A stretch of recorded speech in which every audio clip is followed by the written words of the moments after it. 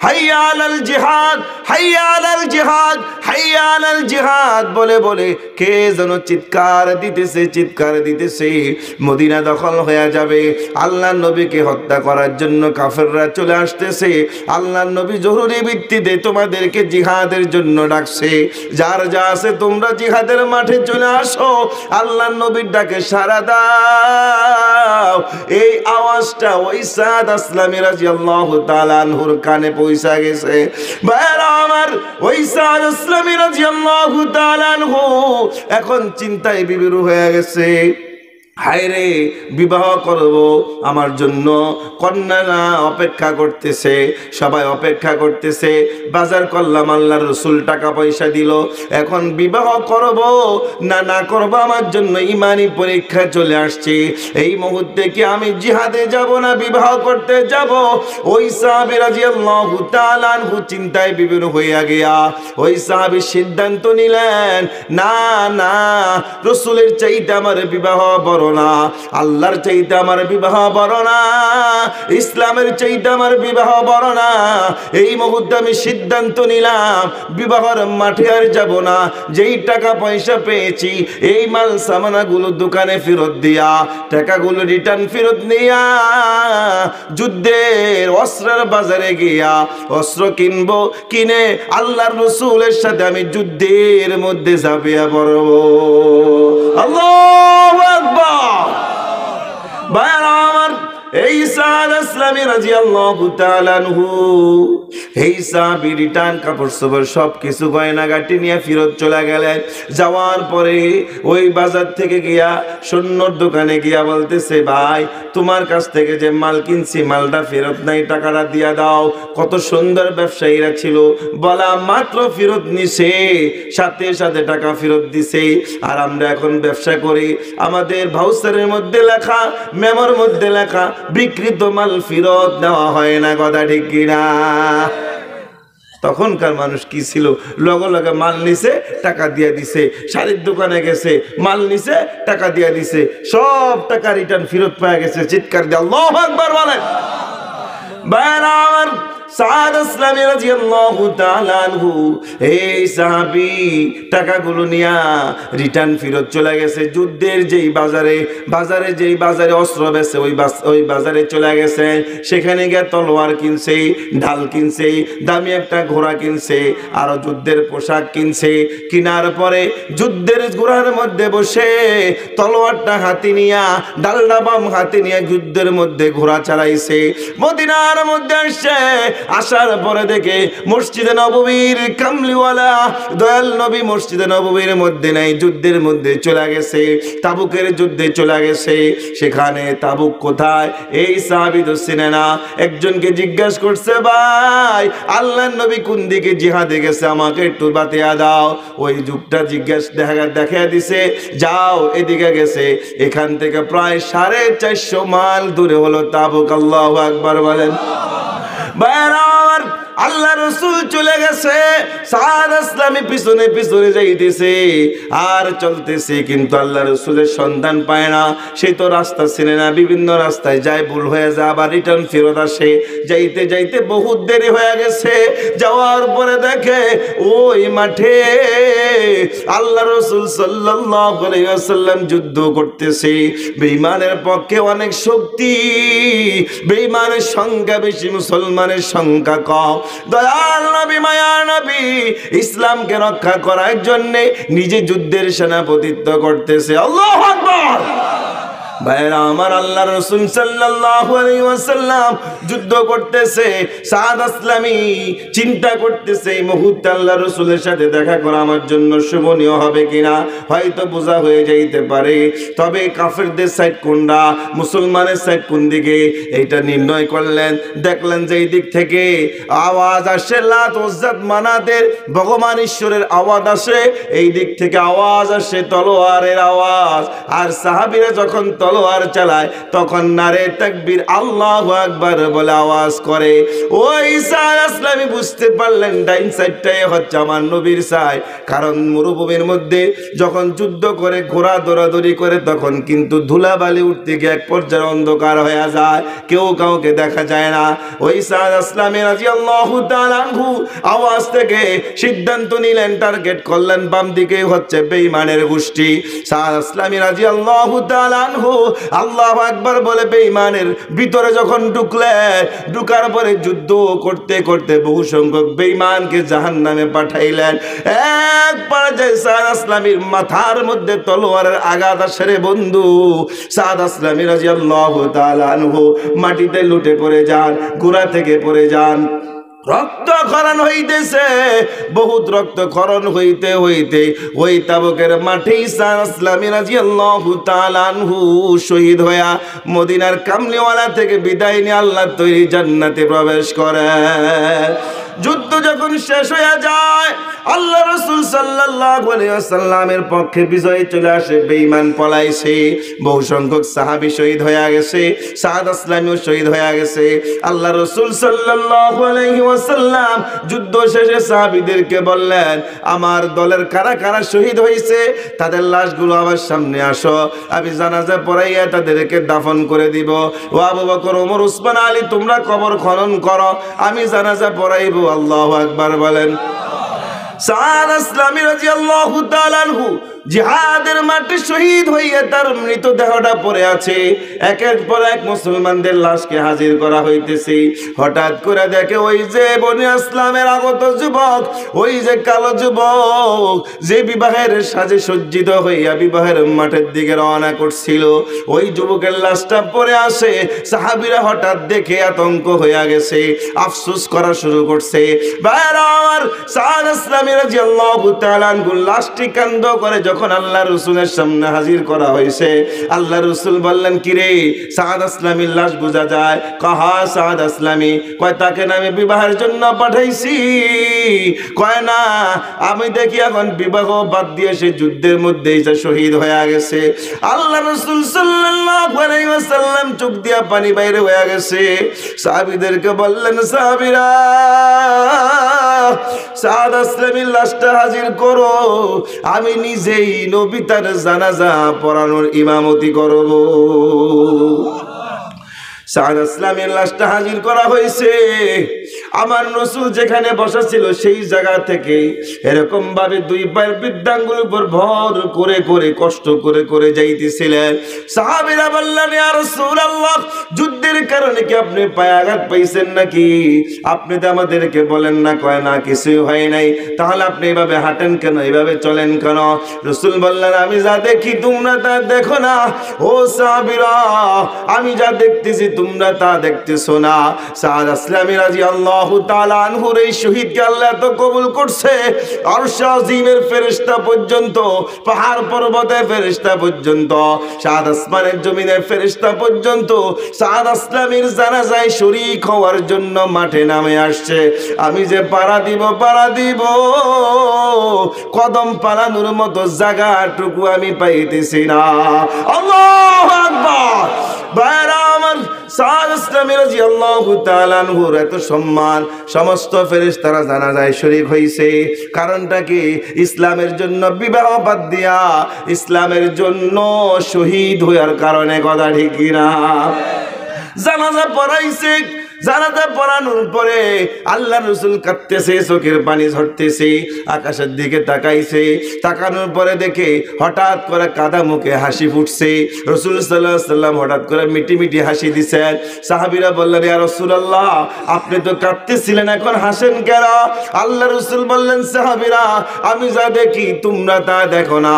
হাসলাম এই জন্য, আকাশের দিকে তাকাইয়া দেখি 70 সুন্দর হাজার হুর গেলমান গুলো জান্নাতি রমণী গুলো বিবাহের পোশাক পরিয়া হাতের মধ্যে মেহেদি পরিয়া বিবাহের সাজে সজ্জিত হইয়া আমাকে বলতেছে নবী গো সাদ আসলামীকে তাড়াতাড়ি বিদায় দেন, কবরে দেন।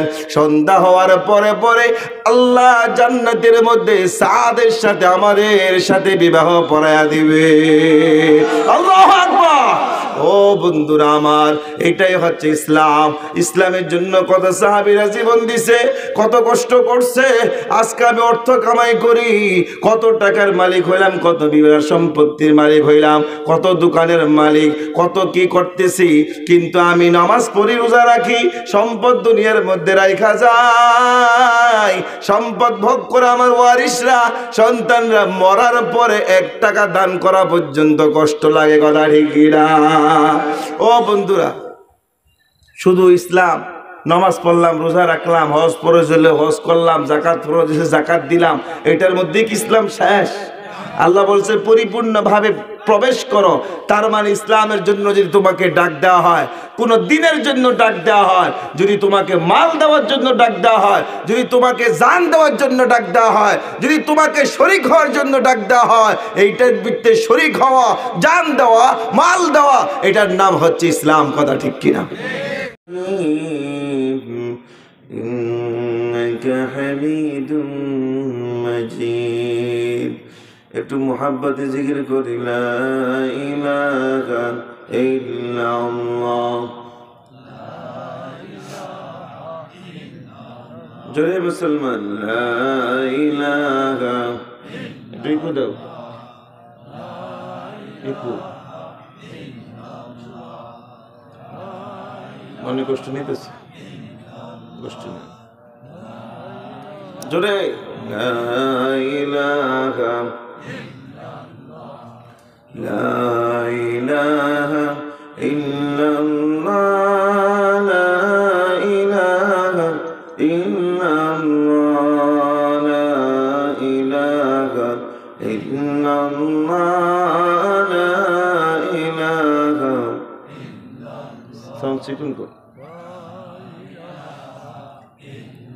اسما جامل غير الله ماجد باتر غير الله، اسما جامل غير الله ماجد باتر غير الله، لا إله إلا الله، لا إله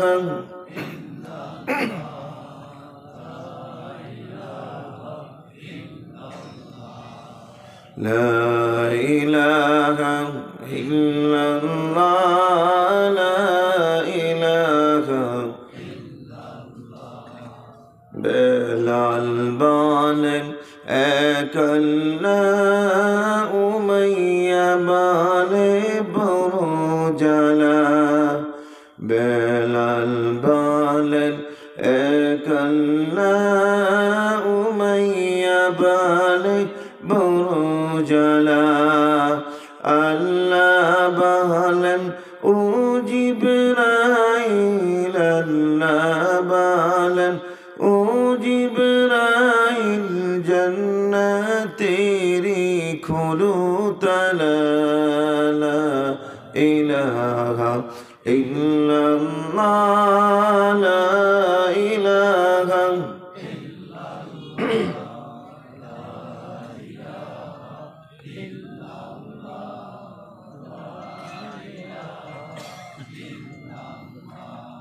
لا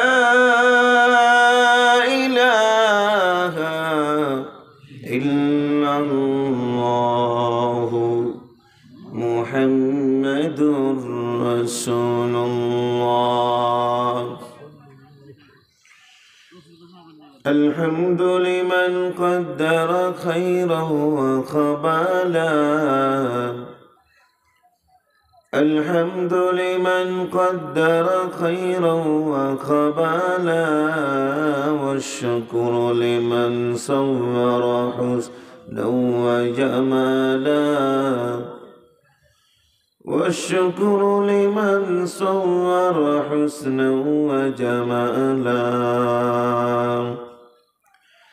الأول والآخر والظاهر حقا الأول والآخر والظاهر حقا والباطن مولاي ولا قيل وقالا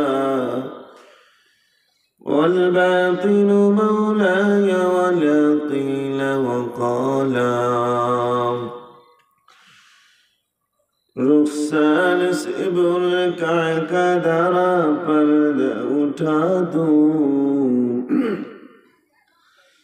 रुखसार से बुलका का दरा पर्दा उठा दूं लिल्लाहि मुझे हुस्न खुदा दाद दिखा दूं लिल्लाहि मुझे हुस्न खुदा दाद दिखा दो मेराज की हमारा नबी सबअ समावात मेराज की हमारा नबी सबअ समावात नहीं बुलवान भी हम गुनहगार उम्मत नहीं बुलवान भी हम गुनहगार उम्मत আলহামদুলিল্লাহ পশ্চিম সদর ভেড়া ঈদগাহ জামে মসজিদের উদ্যোগে বার্ষিক ওয়াজ ও দোয়া মাহফিলের উপস্থিত সম্মানিত সভাপতি বিশিষ্ট আলেমুদ্দিন ও দক্ষিণবঙ্গের ঐতিহ্যবাহী বিদ্যাপীঠ এর সুনামধন্য শেখুল হাদিস হযরত মাওলানা মুফতি আব্দুল কাইয়ুম সাহেব দামাত বারকাতুহুম শিক্ষা সচিব কাসিমুল উলুম মাদ্রাসা নগরকান্দা ফরিদপুর আর উপস্থিত আছেন আজকের এই মাহফিলের সম্মানিত প্রধান বক্তা সমুদর কণ্ঠস্বর আন্তর্জাতিক খ্যাতি সম্পন্ন মুফাসসিরে কোরআন হযরত মাওলানা মুফতি ইসমাইল হুসাইন সিদ্দিকী সাহেব দামাত বারকাতুহুম শিক্ষা সচিব জামিয়া মোহাম্মদিয়া শামসুল আলম মাদ্রাসা শিবচর মাদারীপুর মাহফিল পরিচালনায় উপস্থিত আছেন মোহাম্মদ আবুল কাসেম সাহেব ইমাম ও খতিব সদর ভেড়া পাকা মসজিদ জামে মসজিদ তালমা নগরকান্দা ফরিদপুর উপস্থিত আছেন দূর দূরান্ত থেকে আগত আল্লাহ পাকের আশিকিন জাকিরিন মুহিব্বিন বান্দাগণ দিগারে হযরত উলামায়ে কেরাম দূর দূরান্ত থেকে আগত আল্লাহ পাকের আশিকিন জাকিরিন মুহিব্বিন বান্দাগণ পর্দার আড়ালের শ্রদ্ধা মা ও বোনেরা রব্বুল আলামিনের দরবারে লাখো কোটি শুকরিয়া আদায় করছি যে রব্বুল আলামিন 10 মায়ের 10 সন্তানকে দূর দূরান্ত থেকে এনে খোলা আকাশের নিচে আরামের ঘুমকে হারাম করে দিয়ে জান্নাতের বাগানে আসার মতো বসার মতো যে রব্বে করিম তৌফিক দিয়েছেন তার দেওয়া জবান দিয়ে সকলের দিল থেকে শুকরিয়া আদায় করি আলহামদুলিল্লাহ। আপনাদের কি কষ্ট হইতেছে নাকি? খারাপ লাগতেছে? এই ওয়াজের মাহফিলে কোরআনের মাহফিলে এই জান্নাতের বাগানে আসলে লাভ না লস? লাভ। সত্যি? হ্যাঁ, সন্দেহ আছে নাকি কারো? সন্দেহ নেই? মাশাআল্লাহ, আল্লাহু আকবার জোরে বলেন, আরো জোরে বলতে হবে আল্লাহ।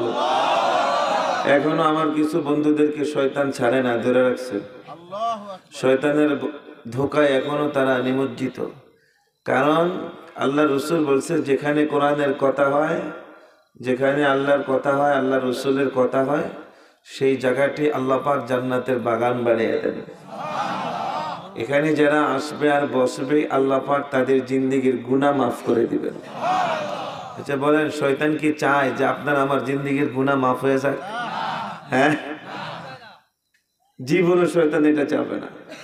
কারণ শয়তান সেই নালায়েক, আল্লাহ থেকে অভিশাপ প্রাপ্ত।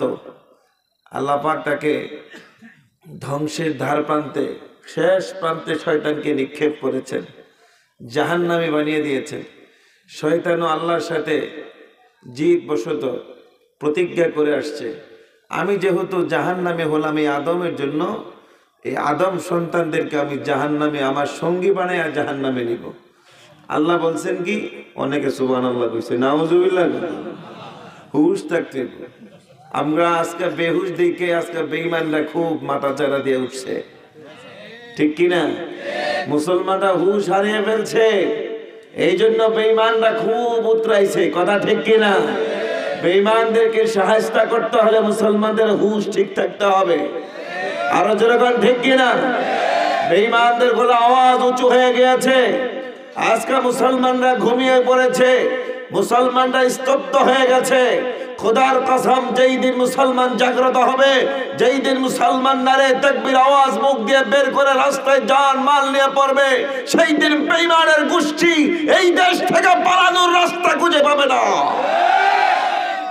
কথা ঠিক কিনা? এই জন্য একটু হুশ থাকতে হবে, বেহুশ হলে চলবে না। বেঈমানরা, আমি আপনি তো ঘুমাইতেছি, বেঈমান কিন্তু ঘুমায় না। সারা দিন তাদের মিশনারি চলতেছে, কিভাবে মুসলমানকে ধ্বংস করা যায়, কিভাবে মুসলমানদের 12টা বাজানো যায়, কিভাবে মুসলমানদেরকে ধ্বংস করে বেঈমান বানিয়ে তাদেরকে জাহান্নামে নিক্ষেপ করা যায়। বেঈমান 24 ঘন্টা এই ষড়যন্ত্রের মধ্যে আছে, কথা ঠিক কিনা? কিন্তু বেঈমানের ষড়যন্ত্র কি আজকে নতুন? হ্যাঁ, এই যখন কয় না খেলা হবে, নামেন খেলবো, এই খেলা তো 1500 বছর আগের থেকে শুরু হয়েছে। বাবারে বাবা, ফরিদপুরের ভাঙ্গার মানুষ আমাদের ঠিক দিয়ে আসতে হয়েছে, একটু একটু একটু বিরুদ্ধে যাইতেছে মনে হয় না? আমরা কোরআনের পক্ষে, এই কথা বলেন, কোরআনের পক্ষে কারা কারা আছেন হাত তুলে দেখান। নারে তাকবীর! আল কোরআনের আলো, আল হাদিসের আলো, আল কোরআনের শত্রুরা হাত নামান। এই তো একটু জাগ্রত হইতেছে, একটু জাগ্রত হইতেছে। কোরআন এমন একটি গ্রন্থ, কোরআনের একটি অক্ষরকে কেউ যদি, একটা নকটাকে, অক্ষর বাদ দেন, একটা নকটাকে কেউ যদি ভুল ব্যাখ্যা দিয়ে কেউ যদি এটাকে আমল করতে চায়, সাথে সাথে তার আমল করতে যায়, সাথে সাথে তার ঈমান চলে যাবে। কথা ঠিক কিনা?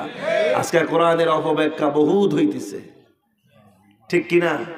ভাইরা আমার, মুসলমান কারে কয়? মুসলমানের পরিচয় কি? মুসলমানের পরিচয় কি?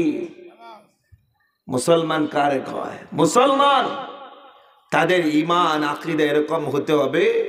মুসলমানের 3টা পরিচয়। 1 নম্বর হলো কালিমা, মুখে স্বীকার করা, মুখে।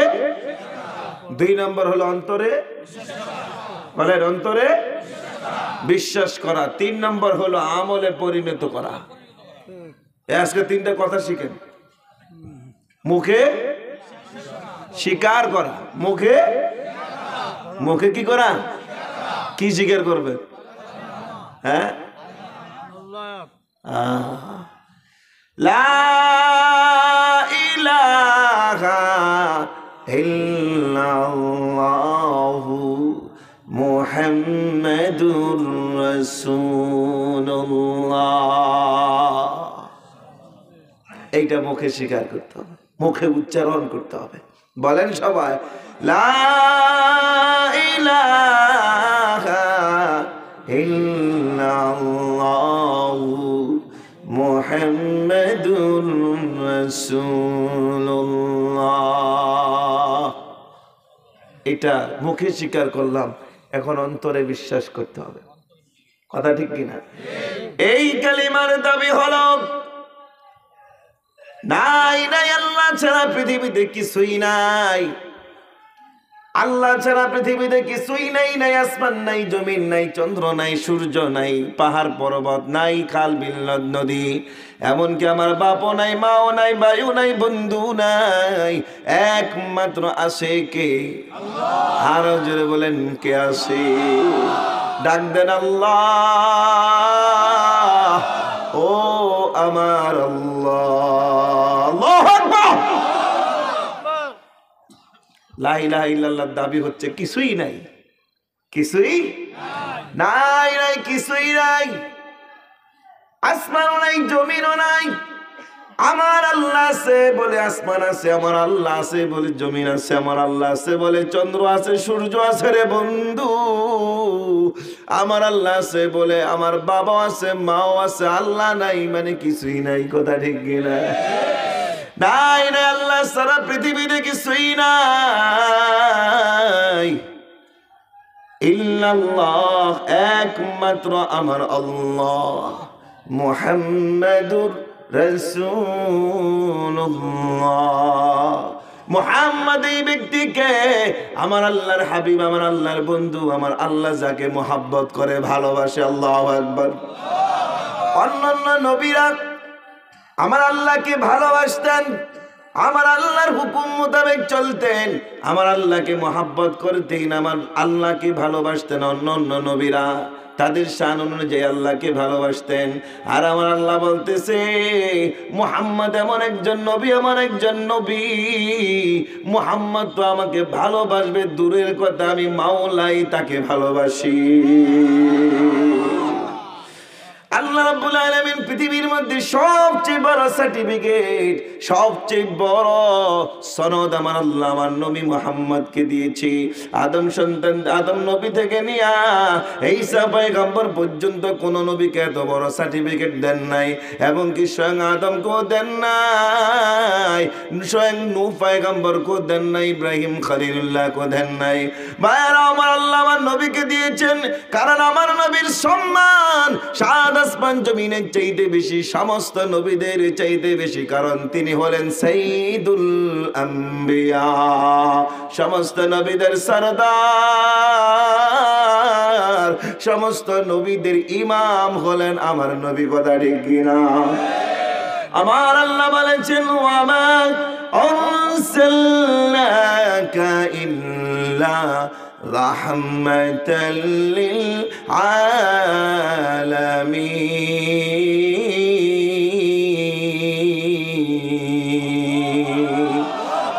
পৃথিবীর মধ্যে মানবকুল যারা আছে, সমস্ত সৃষ্টিকুলকে আমার আল্লাহ লক্ষ্য করে বলতেছে, পবিত্র কোরআনে কারিমে সূরা আম্বিয়ার মধ্যে স্পষ্ট আল্লাহ বলে দিয়েছেন 17 নম্বর পারা।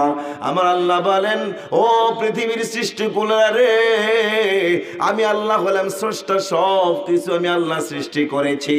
আর এই সৃষ্টির মাঝে আমি আল্লাহ আমার নবী মুহাম্মদকে রহমত বানিয়ে পাঠাইছি। আল্লাহু আকবার। কথা বুঝে আসছে? অন্তর দিয়ে বিশ্বাস করতে হবে। 3 নম্বরে হলো আমলে পরিণত করতে হবে। আপনি মুখ দিয়ে স্বীকার করলেন, অন্তরে বিশ্বাস করলেন, 3 নম্বরটা মানলেন না, আমল করলেন না। কালিমার দাবি কি? কালিমার দাবি আপনি পূর্ণাঙ্গভাবে আমল করলেন না, আদায় করলেন না। ভাইরা আমার, আমি একটা উদাহরণ দিয়ে আপনাদেরকে বুঝাইতে চাই। যেমন প্রত্যেকটা শিক্ষা প্রতিষ্ঠানের মধ্যে একটা সন্তান, একটা স্টুডেন্ট পরীক্ষার মধ্যে অংশগ্রহণ করেছে, সাবজেক্ট হলো তার 10টা, 9 সাবজেক্টে সে 100 মার্ক পাইছে, একটি সাবজেক্টে গিয়ে সে 25 নাম্বার পাইছে। এবার আপনি বলেন এই ছাত্রটা কি পাস হবে কিনা? পাস হবে? এই ছাত্রটা হবে ফেলের ছাত্র। ভাইরা আমার, কালিমার দাবি 3টি: মুখে স্বীকার করা, অন্তরে বিশ্বাস করা, আমলে পরিণত করা। মুখে স্বীকার করলেন, অন্তরে বিশ্বাস করলেন, আমলে পরিণত করলেন না। খোদার কসম খেয়ে লাগে বলি, নামের মুসলমান হবে, কামের মুসলমান হইতে পারবেন না। কথা ঠিক কিনা? আজকাল পৃথিবীর মধ্যে দেখা যায়, সব বাংলাদেশের মধ্যেও দেখা যায়, যেগুলো সুবিধা অনুযায়ী খোদার হুকুম আছে সেগুলো মানতেছে, যেগুলা নিজের বিরুদ্ধে চলে যায়, যেগুলো রাষ্ট্রের বিরুদ্ধে যায়, সেই সমস্ত কোরআনের বিধানগুলো, আল্লাহর হুকুমগুলো মানুষ প্রত্যাখ্যান করতেছে। এমনকি কোরআনের বিরুদ্ধে পর্যন্ত কথা বলে, নবীদের বিরুদ্ধে পর্যন্ত কথা বলে, কোরআনের আয়াতের বিরুদ্ধে পর্যন্ত কথা বলে, নিজের স্বার্থ হাসিল করতে গিয়ে ইসলামের বিরুদ্ধে পর্যন্ত কথা বলে। কথা ঠিক কিনা? এই স্পষ্ট ফতোয়া নিয়ে জন্য বন্ধু, নামের মুসলমান হবেন, কামের মুসলমান হইতে পারবেন না। কথা ঠিক কিনা? রাগ করতেছেন বুঝি? হ্যাঁ, ঈমানের মধ্যে যার রোগে ধরছে, জন্ডিস লাগছে, ওই লোকের একটু কষ্ট লাগবে, একটু জ্বলবে। রুগী গেছে ডাক্তারের কাছে চিকিৎসার জন্য, ডাক্তার প্রেসক্রিপশন দিছে, এই এই ওষুধ খাবেন, গা হয়ে গেছে এই মলমটা লাগাইবেন, তবে সাবধান, মলমটা লাগানোর পরে একটু একটু কামড় দিব, জ্বলবো, এটা যদি সহ্য করতে পারেন আপনার এই ঘা ভালো হয়ে যাবে। ডাক্তার বলছে, রুগী কমি আপনি আমার থেকে বেশি বুঝেন? হ্যাঁ, বেশি বুঝেন আপনি আমার থেকে? এটা না লাগাইলে কি হইব? আমি লাগাবো না, জ্বলবো কেন, ব্যথা হবে কেন, কামড় দিব কেন, এটা আমার পক্ষে সম্ভব না। আচ্ছা বলেন, রুগী যদি এটা বলে, যদি সে আমল না করে, তার রোগ ভালো হবে? হ্যাঁ, কোরআনের মাঠেও এরকম কিছু রোগী আসে, আসার পরে কোরআনের যারা ব্যাখ্যা করে, কোরআনের ডাক্তার যারা, কোরআনের সঠিক মেসেজগুলো যারা দেয়, ইমানের রোগের রোগীদেরকে ভালো করার জন্য যারা চেষ্টা করে, আলেম ওলামা, কিছু কিছু রোগী আছে যাদের ইমানের মধ্যে রোগে ধরেছে, ইমানের মধ্যে জন্ডিস রেখেছে, ওই সমস্ত মানুষগুলো আলেম ওলামাদের বিরোধিতা করতেছে। কথা ঠিক কিনা? কি আপনারা কি জানেন না নাকি? হ্যাঁ, আচ্ছা বলেন, এই ইমানের রোগ কি তাদের ভালো হবে? মরণ পর্যন্ত যদি সে তওবা না করে, এই রাস্তায় ফিরে না আসে, মরণ পর্যন্ত যদি সে এটা বোঝার চেষ্টা না করে, খোদা না খাস্তা, আমার মনে হয় কারণ সে ইমান নিয়ে দুনিয়া থেকে বিদায় নিতে। এবার আসেন, আমি আপনাদের সামনে পবিত্র কোরআনে কারীমের 30 নম্বর পারার মধ্যে হতে 2 নম্বর পারার 11 নম্বর পৃষ্ঠা, হিফজুল কোরআনের 11 নম্বর পৃষ্ঠা থেকে ছোট্ট একখানি আয়াতে পাক তেলাওয়াত করেছি। অল্প সময়ের মধ্যে একটু আলোচনা করব, কিছু বাস্তব চিত্র নিয়ে কথা বলবো, তাফসীর থেকে আলোচনা করব। তাফসীরের কথাগুলো বাস্তবতার সাথে মিল থাকলে আমি আপনাদেরকে একটু মেসেজ দিব। কারণ কোরআন শুধু অতীতের ঘটনায় নয়, কোরআন বর্তমান এবং ভবিষ্যৎ, কিয়ামতে কবে হবে, কিয়ামত কিভাবে সংগঠিত হবে, কিয়ামতের পর কি হবে, কবরে কি হবে, হাসরে কি হবে, মিজানে কি হবে, ফুলসিরাতে কি হবে, আল্লাহর সামনে কিভাবে দাঁড়াবে, আল্লাহ কিভাবে কথা বলবে, রাসূল কিভাবে শাফাআত করবে, মানুষ কিভাবে জান্নাতে যাবে, মানুষ কিভাবে জাহান্নামে যাবে, জাহান্নাম থেকে মানুষকে কিভাবে উদ্ধার করে জান্নাতে নিবেন, এই কথাগুলো কোরআনে আছে না নেই? আরো জোরে বলেন। তাহলে কোরআন খালি অতীত না, কোরআন খালি মাটির নিচেরটা না, কোরআনের মধ্যে রাজনীতিক বলেন, রাষ্ট্রনীতি বলেন, গণতন্ত্র বলেন, সমাজনীতি বলেন, নেতাগিরি বলেন, চেয়ারম্যানি, মেম্বারি, এমপি, মন্ত্রী, সব কথা আমার কোরআনে আল্লাহ বলছেন কি বলেন নাই? এই কথাগুলো যদি আপনার সমাজে কোরআন অনুযায়ী বাস্তবায়িত না করেন, খোদার কসম আপনি সঠিক পথ, হেদায়েতের পথ আপনি খুঁজে পাবেন না। আজকে কথা বলতে একটু কষ্ট হবে, তারপর আমি বলার চেষ্টা করবো, আল্লাহ পাক যদি কবুল করে। আপনারা কি শেষ পর্যন্ত থাকবেন? কে কে থাকবেন না? তো একটু সাথ দেন। প্রথমেই আমারে উল্টে লাগছে, কথা কম কিভাবে কোন, ফরিদপুরের ভাঙ্গার মানুষ, ও নগরকান্দা না, নগরকান্দা থানা পড়ছে, আমি খালি ভাঙ্গা ভাঙ্গা করি। যাক, ভাঙ্গা আমার মাহফিল একটু হইতেছে, তো এই জন্য ভাঙ্গা লাগছে না। আরে যেই রাস্তা আপনারা করছেন, আরে পাপ, আল্লাহু আকবার, আল্লাহু আকবার জোরে কোন। ও বন্ধুরা, অনেক ব্যথা মনের মধ্যে। আপনিও মুমিন, আমিও মুমিন, আপনি মুসলমান, আমিও মুসলমান। আজকে কিছু মনের ব্যথা একে অপরকে শেয়ার করবো, রাজি আছে না? আমি বাইরে হলে রাস্তার লাড়ি লয়ে ঘাড়ে ফেলি। এমন তো হইতেছে, গত 3 সপ্তাহ আগে আমার গাড়ি গুড়ি কবে ভেঙে লাগছে, গিয়া দেন পিছিয়ে কাগজ দিয়ে থুইছি। এই অবস্থা চলছে। হ্যাঁ, আজকে মুসলমানদের ইমান কোথায় চলে যাচ্ছে। এই যে কয়দিন আগে 31st নাইট ডে গেল, তার মানে কি 2020 সাল বিদায়, 21 সালকে স্বাগত জানাইতেছে। 2020 সালে আল্লাহ কত গজব এই পৃথিবীর মধ্যে দিছে। 2020 সালে পৃথিবীর মধ্যে, এই বাংলাদেশের মধ্যে সবচেয়ে টপ লেভেলের আল্লাহ ওয়ালা মানুষগুলো বিদায় নিছে। কি কথা ঠিক না? 2020 সাল ছিল মুসলমান ইমানদারদের জন্য একটা পরীক্ষার বছর। এই 2020 সালকে বিদায় দেওয়ার দরকার ছিল। আল্লাহ গো, অনেক পাপ করেছি, অনেক অন্যায় করেছি, তুমি আমার প্রতি জুলুম করে, তুমি আমার প্রতি হয়তো রাগ করে, আমার জুলুমের কারণে রাগ করে আমাদেরকে শাস্তি দিয়েছো, করুণার মতো বালা আমাদেরকে দিছো। অনেকে কয় না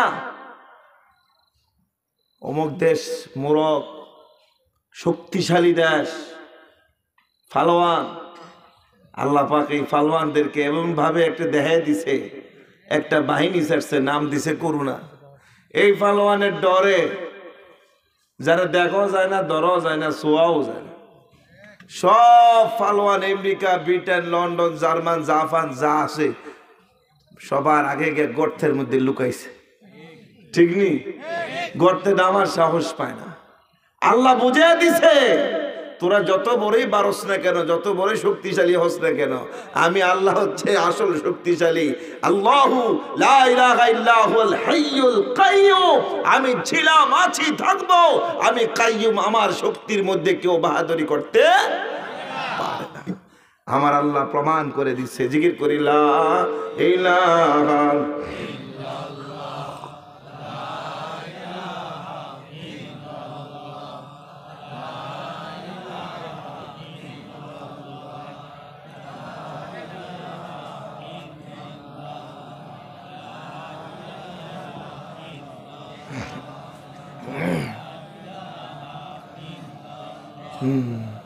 লা ইলাহা ইল্লাল্লাহ মুহাম্মাদুর রাসূলুল্লাহ সাল্লাল্লাহু আলাইহি ওয়াসাল্লাম। বলতেছিলাম আজকে কিছু মনের কথা একে অপরকে শেয়ার করব। কি কথা ঠিক না? চলে যায় না, শেষ পর্যন্ত একটু থেকে না, আমিও বেশি কথা বলবো না। আল্লাহ রাব্বুল আলামিন, আমি যে খুতবাত আয়াতে কারিমা তেলাওয়াত করছি, আয়াতে বলছে ইহুদি, খ্রিস্টান, বৌদ্ধ, নাসারা, মালাউন, হিন্দু কাউকে বলে নাই, কোনো বেঈমানকে বলে নাই, বলছে মুসলমানকে, ইমানদারকে ডাক দিয়ে বলতেছে, হে ইমানদারেরা, যারা আমাকে বিশ্বাস করো, যারা আমাকে মানো, যারা আমার কালিমা গ্রহণ করেছো, যারা আমার নবীকে মানো, নবীর বিধানকে মানো, তোমাদেরকে লক্ষ্য করে বলছি। কে বলছে? আল্লাহ রাব্বুল আলামিন বলেন, ইয়া আইয়ুহাল্লাযীনা আমানু দুখুলু ফিস-সিলমি কাফা। হে ঈমানদারগণ, হে নরনারী যারা আছো, উদখুলু ফিস-সিলমি কাফা, ইসলামের মধ্যে পরিপূর্ণভাবে প্রবেশ করো। পরিপূর্ণভাবে প্রবেশ করার মানে কি? নামাজ পড়ব, রমজানের রোজা ছেড়ে দিব? পরিপূর্ণ মানে কি? নামাজ পড়ব, রোজাও রাখবো, হজও করব, যাকাতও দিব। সুদ খুরের সুযোগ হইলে সুদ খাইব, ঘুষের সুযোগ থাকলে ঘুষ খাইব। কোন একটা বিধান আল্লাহর অমান্য করা যাবে না। আল্লাহ যেগুলো নিষেধ করেছেন সেগুলোই নিষিদ্ধ, নিষেধিতার ধারে কাছে যাওয়া যাবে না। আল্লাহ যেগুলোকে মানতে বলছেন ওই সমস্ত জিনিসকে মানতে হবে, এখানে কোনো কিলোকাল করা যাবে না। কথা ঠিক কিনা? আমার আল্লাহ যদি মূর্তিকে হারাম বলে থাকেন, ওইটা হারাম হারাম, ওইটার মধ্যে কোনো জায়েজের সুরত দেখানো যাবে না। আমার আল্লাহ বুঝি কোনো ভাস্কর্যকে হারাম বলে থাকেন, ওইটা হারাম হারাম, ওইটাকে জায়েজ করার কোনো সুরত, রাস্তা বাইর করার কোনো সুযোগ নাই। কথা ঠিক কিনা? মদ, ঘুষ, জুয়া, এরকম ভাবে সুদ, যা কিছু আল্লাহ হারাম করেছেন সবগুলো হারাম, এতে কোনো জায়েজ বানানোর কোনো সুরত নাই। কথা ঠিক কিনা? কিন্তু বর্তমানে এমন দেখা যায় কিছু কিছু মানুষ নিজের স্বার্থ হাসিল করার জন্যে আল্লাহর কোরআনের নিষিদ্ধ কাজকে জায়েজ বানানোর পর্যন্ত ফতোয়া দেওয়া শুরু করছে। কথা ঠিক কিনা? ولا تتبعوا خطوات الشيطان সাবধান সাবধান, শয়তানের রাস্তার পদঙ্কন করা যাবে না, শয়তানের রাস্তা অনুসরণ করা যাবে না। সুদখোর হলো শয়তানের রাস্তা, ঘুষ খাওয়া শয়তানের রাস্তা, জুয়া খেলা শয়তানের রাস্তা, মদ খাওয়া শয়তানের রাস্তা, ইয়াবা গাঞ্জা ফেন্সিডিল খাওয়া শয়তানের রাস্তা, বেপর্দা চলা শয়তানের রাস্তা, নামাজ না পড়া শয়তানের রাস্তা, রমজানের রোজা না রাখা শয়তানের রাস্তা, হজ ফরজ হয়ে গেছে হজ না করা শয়তানের রাস্তা রে বাবা। এরকম ভাবে শয়তানের রাস্তাগুলো চিনতে মুসলমানের কোনো বাকি নাই। কিন্তু মুসলমান যারা সত্য চিনার পরেও মুসলমান শয়তানের রাস্তায় চলে কি চলে না? আরো জোরে বলেন। কারণ আল্লাহ রাব্বুল আলামিন বলছেন শয়তানে বহুরূপী রাস্তা নিয়ে তোমার সামনে হাজির হয়ে যাবে। যদি তুমি বুঝতে পারো না শয়তানের রাস্তা, এটা কোরআন মানে না, এটা কোরআন কখনো সমর্থন করে না, আমার আল্লাহর হুকুমের বাহিরে, আমার রাসূলের তরিকার বাহিরে, খবরদার ওই রাস্তায় কখনো যাও না। ওই রাস্তায় যদি যাও রে বান্দা, পরকালে জাহান্নাম ছাড়া কোনো উপায় থাকবে না। কারণ শয়তান হলো চিরস্থায়ী জাহান্নামী। শয়তান তোমাকে আমাকে জাহান্নাম বানানোর জন্য 24 ঘন্টায় চেষ্টা করতেছে। কারণ শয়তান হলো ইন্নাহু লাকুম আদুউম মুবিন, শয়তান হচ্ছে তোমাদের প্রকাশ্য শত্রু। কথা ঠিক কিনা ভাইরা আমার? আজকে পৃথিবীর মধ্যে শয়তানের রাস্তার কোনো অভাব, বিভিন্ন ভাবে মূর্তি এটা সেটা দিয়ে শয়তান মানুষকে গোমরা বানানোর চেষ্টা করতেছে। আপনাদের এই বৃহত্তর ফরিদপুর, শরীয়তপুর বিভিন্ন জায়গায় অনেক বড় বড় কতগুলো শয়তানের আস্তানাও আছে, আছে না নাই?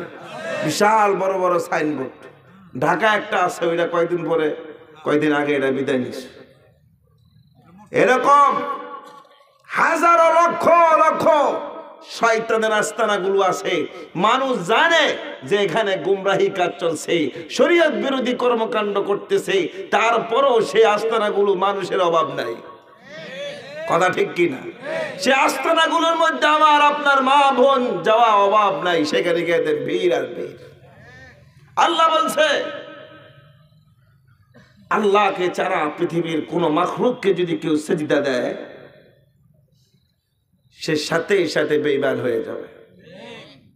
এই সমস্ত আস্তানাগুলোর মধ্যে মানুষ গিয়ে গিয়ে কবরকে, মাজারকে, পীরকে সেজদা দিতেছে। কথা ঠিক কিনা? আরেক জায়গায় যাবেন, আপনাদের এই ফরিদপুরের মধ্যে সবচেয়ে বড় আস্তানা, আপনাদেরকে আমি বুঝাইতে হইব না, আপনারা জানেন। নামাজ পড়ে কিবলার দিকে ফিরে, কিন্তু নামাজের পরে দোয়া করে বাবার কবরের দিকে ফিরা। এই গাদা, যে আল্লাহ তোর নামাজ কবুল করতে পারে, সে আল্লাহ কি তুই দোয়া করলে দোয়া কবুল করার ক্ষমতা আল্লাহ রাখে না? দোয়া কেন তোর বাবারে নিয়ে করতে হবে? দোয়া কেন কিবলা ছাড়া তোর বাবার কবরকে লক্ষ্য করে বলতে হবে? এটা যদি তোর আকীদা বিশ্বাস হয়ে থাকে, খোদার কসম তোর ঈমান ধ্বংস হয়ে যাবে। সব শয়তানের রাস্তা। মানুষ এই সমস্ত জায়গাগুলো জানে বুঝে, তারপরও সেখানে যায়। কি রাগ করতেছেন? আপনারা অনেকে হয়তো তার মহব্বতের লোক থাকতে পারেন, অনুসারী থাকতে পারেন। সত্য কথা বলার দায়িত্ব আমার আছে। এই জিহ্বা আল্লাহ যতদিন দিয়েছে ততদিনই বলবো। যদি কেউ এই জিহ্বাকে কাটার চেষ্টা করে, খোদার কসম তাকে আমি কখনো ভয় পাই না। এই জিহ্বা আল্লাহ দিয়েছেন আল্লাহর কথা বলার জন্য। আমার নবী জিহ্বাকে বদ্ধ করতে পারছে? হ্যাঁ, বেলাল হাফসির জিহ্বার মধ্যে পেরাক মেরে দিছিল। আল্লাহর কথা কস কেন বেটা? কেন আল্লাহর কথা বলস? এই পেরাক নিয়া বেলাল হাফসি আল্লাহর আসমানের দিকে তাকাইয়া আহাদ আহাদ শব্দ উচ্চারণ করছে। তার আহাদ জিকির ভুলাইতে পারে নাই। খাব্বাব ইবনে আদিকে হাতে পায়ে বেঁধে দুই পায়ের মধ্যে পেরাক মেরে লোহার পাতকে গরম করে পিঠের নিচে দিয়া উপর দিয়ে বুকের উপর বড় পাথর দিয়ে চাপা দিয়ে রাখছে। দুপুর বেলা 52-53 ডিগ্রি সেলসিয়াস গরমের মধ্যে পাথরের পাহাড়ে তাকে শোয়া রাখা হয়েছে।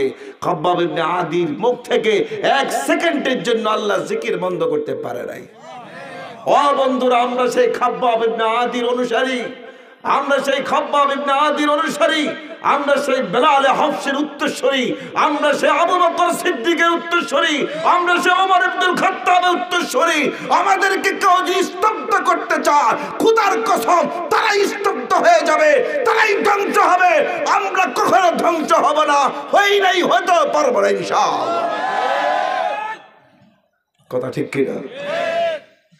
যারা এই কালিমার আওয়াজকে স্তব্ধ করতে চেয়েছে তারাই স্তব্ধ হয়ে গেছে, তারাই ধ্বংস হয়ে গেছে। কালিমা ছিল, আছে এবং কিয়ামত পর্যন্ত থাকবে। কথা ঠিক কিনা? মুসলমানদের জোয়ার বন্ধ করতে পেরেছে? পারে নাই। ওদিনকে কয়দিন আগে টক শোতে দেখলাম একজন বুদ্ধিজীবী, রাগ করেনি সভাপতি, একজন বুদ্ধিজীবী, উনি বলতেছে, আরে খানা কাবা বাইতুল্লাহর মধ্যে 360টা মূর্তি ছিল। রাসূল সাল্লাল্লাহু আলাইহি ওয়াসাল্লাম মক্কা বিজয়ের পরে একটা মূর্তি রাখছেন আর বাকি সবগুলাকে ধ্বংস করছেন। ওইটাই ইতিহাস প্রমাণ করে বর্তমানে মূর্তি বানানো যায় না। কথা বুঝেন নাই? কত বড় ইতিহাস বিকৃতকারী চোর। আমার আল্লাহর নবী বুঝি খানা কাবা বাইতুল্লাহ জিয়া বিজয় করার পরে 360টার মধ্যে 59টাই ভাঙা লাইছে, একটা বুঝি রাখছে? হ্যাঁ, এই সমস্ত বিকৃতকারী ইতিহাস চোররা পাইছে কোত্থেকে? কোথায় পায় তারা এই সাহস? অথচ এই মূর্তিকে ধ্বংস করার জন্যে আল্লাহ রসুল সাল্লাল্লাহু আলাইহি ওয়াসাল্লাম 13 বছর মার খাইছেন, কষ্ট স্বীকার করছেন। মদিনায় 10 বছর ছিলেন মাত্র। 10 বছরের মধ্যে 63টা যুদ্ধ করছেন। 23টা যুদ্ধের মধ্যে নিজে রসুল নিজ হাতে অস্ত্র নিয়ে যুদ্ধের পোশাক পরে সেনাপতিত্ব দায়িত্ব পালন করছেন। চিৎকার দিয়ে আল্লাহু আকবার বলেন। মানুষকে এই শিরক থেকে উদ্ধার করার জন্য, এই শিরক থেকে মানুষকে মুক্তি করার জন্য, জাহান্নাম থেকে মানুষকে বাঁচানোর জন্য, এক আল্লাহর রাস্তা আনার জন্য 63টা যুদ্ধ করছেন 10 বছরে। সাধারণ কথা না। আপনি আমি কয়টা করতেছি? 63 বার বেঈমানের গোষ্ঠী আল্লাহ রসুলের আক্রমণ করছে। 63 বার আল্লাহ রসুল মোকাবেলা করছেন, বেঈমানকে সাহায্য করছেন। একটা বেঈমানও টিকতে পারে নাই, আল্লাহ রসুল টিকেছিলেন। একটা বেঈমান ইসলামের ক্ষতি করতে পারে নাই, ইসলাম বিজয় হয়েছে। কথা ঠিক কিনা? এখনো যদি ক্ষতি করার চেষ্টা করে আপনি আমি ঘুমিয়ে যাব? হ্যাঁ, আপনার সাথে আছে কি? আরো জোরে বলেন। আমার বেঈমানের সাথে আছে লক্ষ লক্ষ বাহিনী, বড় বড় দামি দামি অগ্নি অস্ত্র, দামি দামি কামান, বোমা, বিভিন্ন কিছু আছে। এই যুদ্ধের ইতিহাস, বদরের যুদ্ধের ইতিহাস নেন। ইসলামের শুরু জমানায় রমজানে 17 রমজান যুদ্ধ হয়েছে। 1000 সশস্ত্র বাহিনী ইসলামকে ধ্বংস করার জন্য মদিনায় গিয়ে আক্রমণ করছে। আল্লাহ রাসূল সাল্লাল্লাহু আলাইহি ওয়াসাল্লাম 313 জন মুসলমানকে নিয়া নিরস্ত্র হইয়া মেসক একটা বানাইয়া বদরের প্রান্তে গিয়ে দাঁড়াইছে। আমার আল্লাহ আসমান থেকে ফেরেশতা নামিয়ে সাহায্য করছে।